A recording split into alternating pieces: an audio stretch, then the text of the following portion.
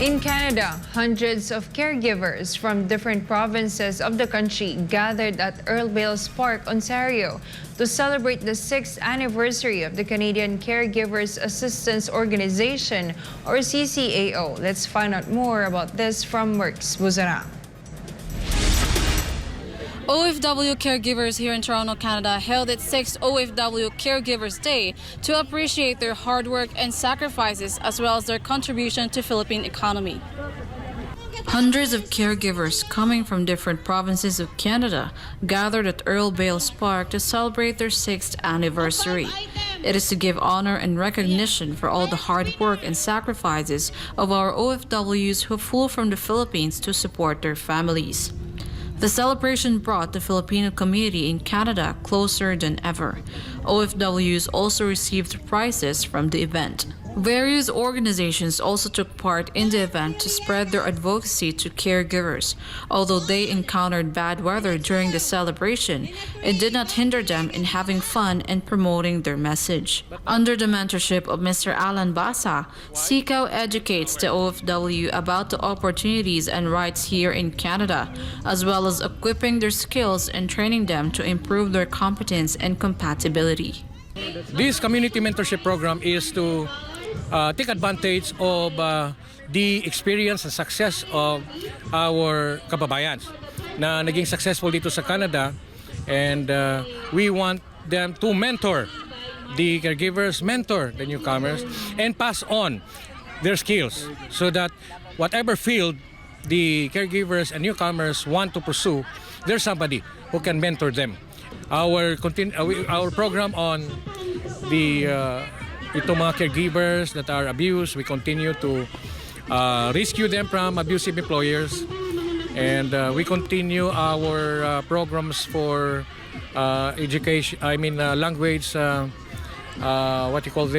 tutorials for those who have hard time passing the language exam, and many other programs that we continue to do, whether it's summer, winter, fall, or spring, we're there. No? Mr. Earl Basa also shares the main and common struggles of the OFW caregivers who decided to fly here from Philippines to Canada. Ating mga caregivers are still being confronted with a very high, unreasonable, and unjust eligibility requirement. And marami po talagang umiiyak na dahil nagiging very elusive ang kanilang hinahangad na ma-reunite sa kanilang pamilya by becoming a permanent resident. So, we have petitioned that in the past. There were short success and victories. May programang pinapalabas dahil sa ating mga apila at petisyon, but they're short-lived.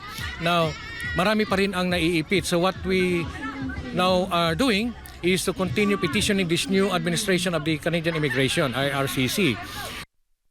Meanwhile, fellow Filipinos coming from different provinces shared their thoughts as they showed up at the event wearing a colorful attire from the Mindanao tribe. Kailangan natin matulungan yung mga bagong mga generation ngayon. I-ano natin sa kanila, explain natin yung mga culture sa Filipino para ma-preserve yung values at malalaman nila kung ano yung mga iba't ibang tradition sa Mindanao.